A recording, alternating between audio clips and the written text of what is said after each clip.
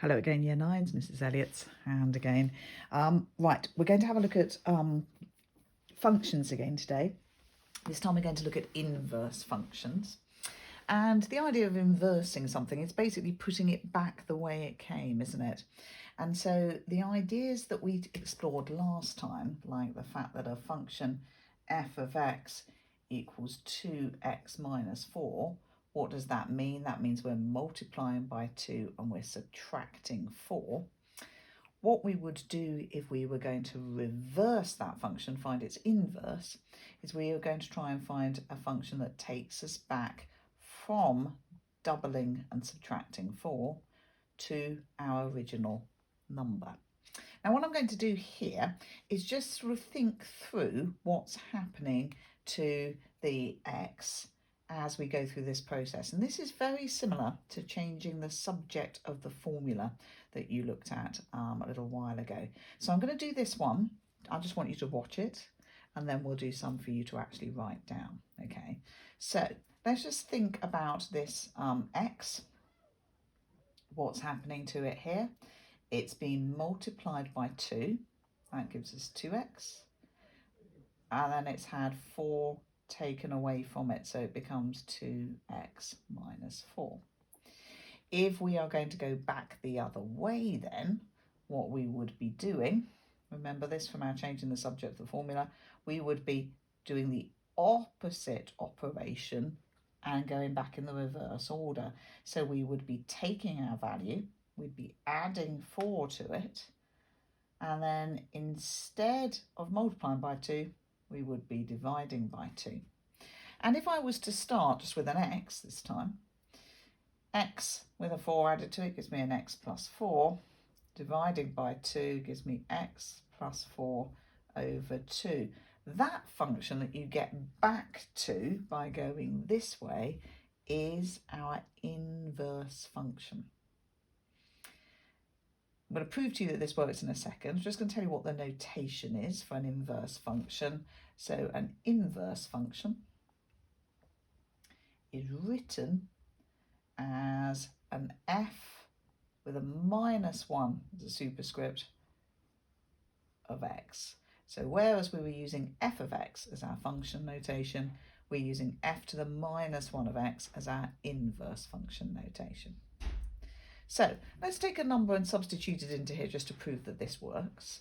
So if we take f of 5, nice easy number, our original function here, we're going to be substituting in a 5 everywhere we had an x. So it'd be 2 times the 5 minus a 4. That's going to be 10 minus 4, which is 6. Now I want to show you that if I use 6 and put it into my inverse function, I will end up back at 5. Let me do that for you. So we know that f to the minus 1 of x, our inverse function, I'm going to write it out for us here, is x plus 4 over 2. So now we're going to substitute in 6. F to the minus 1 of 6 gives me, substitute in an 6 wherever there was an x, 6 plus 4 over 2, which is 10 over 2, which is 5. And that's illustrating this point here, that with our inverse function, that is taking us back to where we started. Our original function takes us that way, our inverse function takes us that way. So we could think of, if we were thinking of our sets of numbers, our function f of x takes us in that direction, and our inverse function f to the minus 1 of x takes us back the other way. And in this case, we were taking the number 5. It took us across to make it a number 6, and then the 6 comes back across when you put it in the inverse function. So an inverse function reverses the original function. Okay? Right, we're going to write an example for you to do now. And I'm going to actually do my example in 2 methods. and then going forwards I'm only going to use one of those methods, okay? But I want you, for the example, to write both methods down, okay? So the example that we're going to use, the function that we're going to use,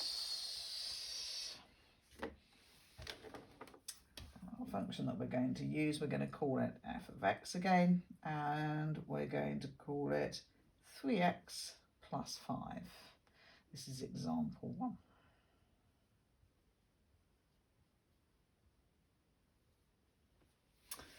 Okay, so just going to draw a line down the middle, and I'm going to just use the method that I used when I was first explaining this, just so that we can see how this function is formed and how we can reverse it, okay? So we start with an x. It has been multiplied by 3 to give us the 3x, and then it has had 5 added to it to give us 3x plus 5. To go back the other way, we are going, that's a plus, we're going to do the opposite operations, and we're going to do them in the opposite order. So instead of a plus 5, we're going to do a minus 5, and instead of a multiply by 3, we're going to do a divide by 3. So if we apply this just to an x is going to have 5 subtracted from it and become an x minus 5. And then it's going to all be divided by 3, so it's going to be an x minus 5 over 3. This is my inverse function. This function has reversed the original function. I'm going to write that here because I think for your example you need to be clear what you are doing. So you've reversed the original function. So we can say that our inverse function, f to the minus 1 of x, is equal to x minus 5 over 3.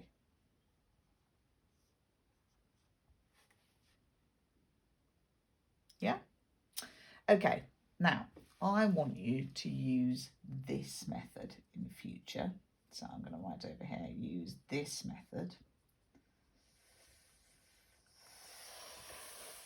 for when you do these sorts of questions in the future, okay? And this method uses your ability that you've just learned how to do to change the subject of a formula. So write out your function that you've got, 3x plus 5. Next thing I want you to do is to write it out as an equation. Now we know, because we talked about this when we were talking about functions, that we can just rewrite this, sort of interchangeable really, with y equals 3x plus 5. So now what we're going to do is we're going to make x the subject of this formula. So if we're going to make x the subject, we have to look at it, remember our rules, the order of operations, and reverse those operations out. So the first thing we'll do is we'll subtract 5 from both sides. Remember, the rules of equations need to do the same thing to both sides. And then the second thing we need to do here is to divide by 3. So y minus 5 all over 3 is our x. Now you'll notice that this format here is just the same as this, except it's got a y in place. The final step you make when you've changed the subject to your formula is you rewrite your function as an inverse function, and where you had a y, you just put an x minus 5 over 3.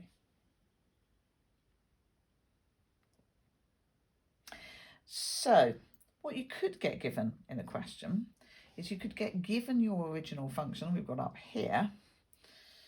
They could say if f of x equals 3x plus 5, they could say find f to the minus 1x of, oh sorry, I've written that one. Just rub that out again. Find f to the minus 1 of 7. What would you have to do with this sort of question? Well, what you would have to do first of all is find f to the minus 1 of x. So step 1 would be find f to the minus 1 of x. Well, fortunately we know that because we've done it here. So f to the minus 1 of x here is x minus 5 over 3. And that's quite a big step. And then step 2, you would just substitute in. F to the minus 1 of 7 would be 7 minus 5 over 3, which is 2 over 3, 2/3. I'm just going to have a quick look just to make sure that that made it onto my camera. It didn't slip off the end of the screen there. Okay, so that's just what a question might look like. But these are my two methods up here of inverse functions.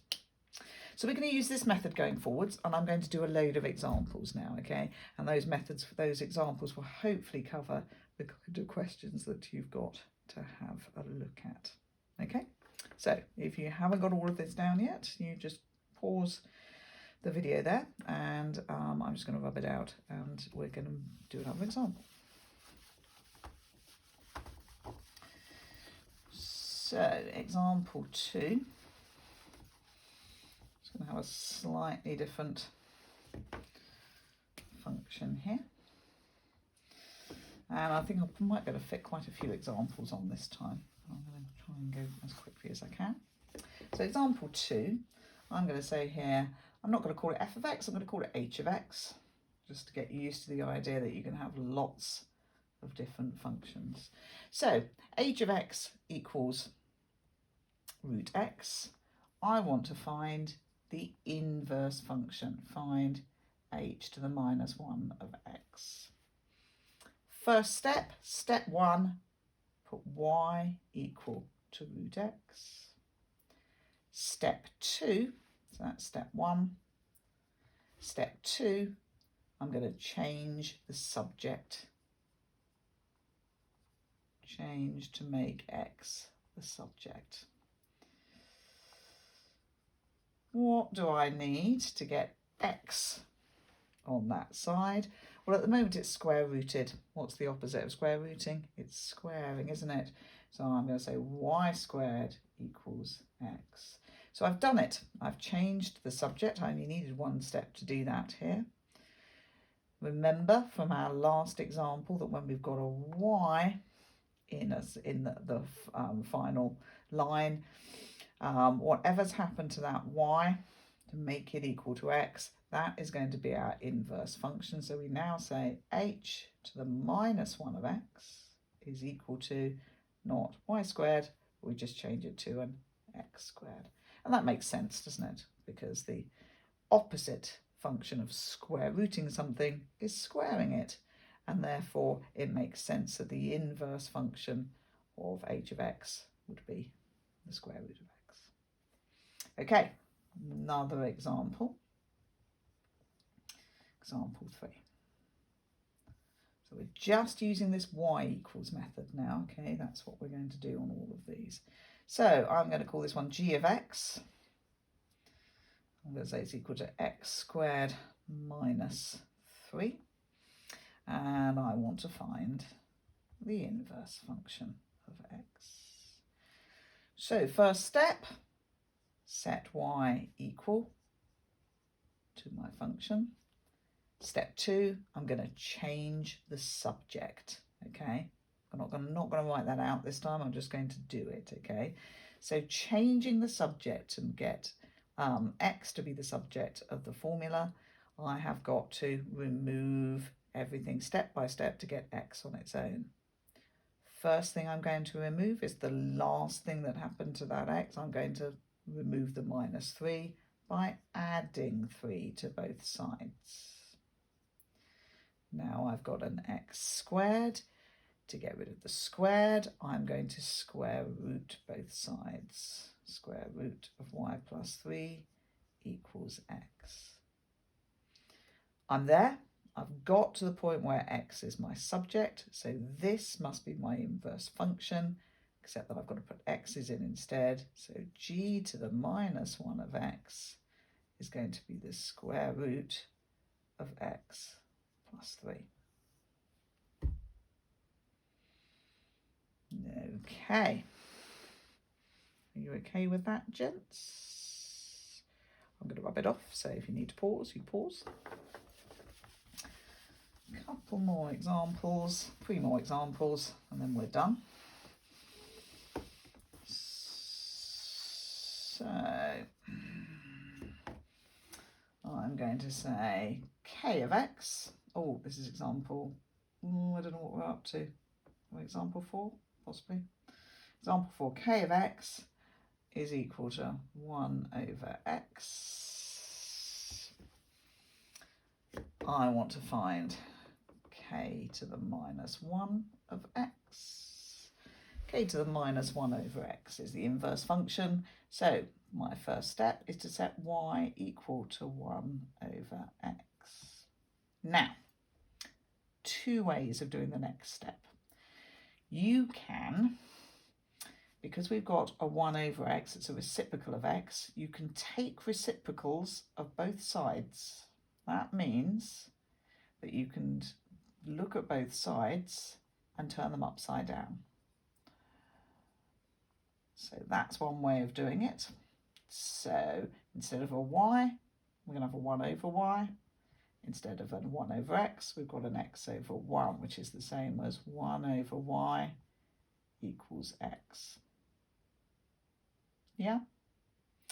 If you don't like that, just in blue over here, just going to write it slightly differently. So another way you could have done this, you could multiply both sides by x. That would give you yx equals 1. And then you could divide both sides by y, and that would give you x equals 1 over y. Same thing, x equals 1 over y. So we've got x on its own. That means we've found our inverse function. K to the minus 1 of x is 1 over, remember we changed the y to an x. Yeah? Okay, example 5.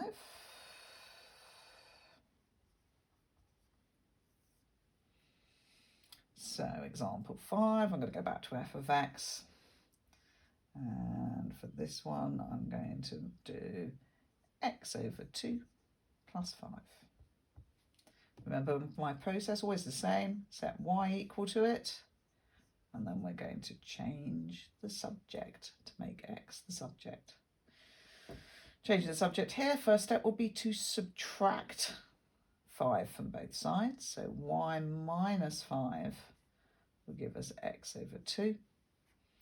And we want x on its own, so it's currently divided by 2, so we need to multiply by 2. Now remember, to multiply this side by 2, a nice way of writing it is in brackets, isn't it? Put a 2 outside the bracket, that means you've multiplied all of this side by 2 and set it equal to x. You could have multiplied each of them separately, you could have done 2y and minus 10 if you wanted to, that's just the same. Okay, we've got x here. So we've changed the subject. That means that this is our inverse function. So we've got f to the minus 1 of x. Remember, just replace that y with an x.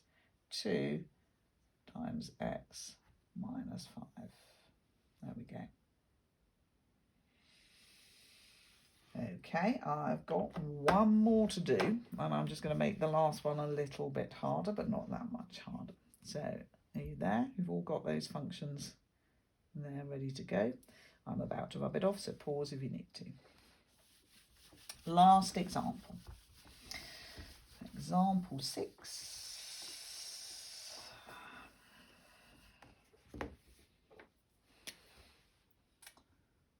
Example 6. So we have got our function f of x, back to f of x's. I'm going to make that 6x plus 3 over 2. I want us to find f to the minus 1 of x, and I want us to find f to the minus 1 of, I don't know, 7, should we say? Yeah. Now, sometimes the question will just ask you for that straight out. Find f to the minus 1 of 7. If that's the case, you've got to find f to the minus 1 of x first anyway. So you might as well go through the process of finding that, because you've got to find the process. You've got to use it to find the second part anyway. Okay, right. Step 1. Set y equal to it. Y equals 6x plus 3 all over 2. Now we're going to make x the subject. Think about what's happened to x. 3 things have happened to x. It's been multiplied by 6. It's had 3 added to it. And the last thing that happened was it was divided by 2. So the first thing we're going to do is to reverse out the divided by 2. We're going to multiply by 2. Multiply both sides by 2. We just end up with 2y on that side, 6x plus 3 on that side. Last thing that's happened to this x is that it's had a 3 added to it, so we're going to take that 3 away from both sides.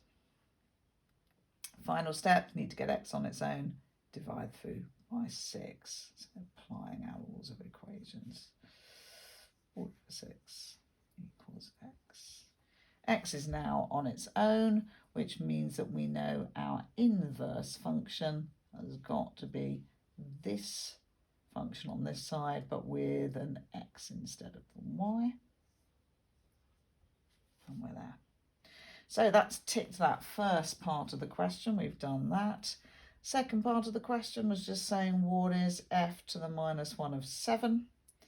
So we substitute in a 7 everywhere where there was an x in the original equation. So 2 times 7 minus 3 all over 6. 14 minus 3, that's 11 over 6. And we just stop there.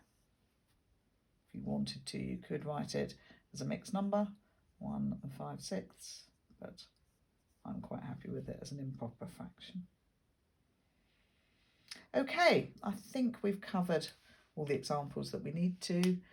Hopefully you've remembered that method and you'll be able to do the questions. Good.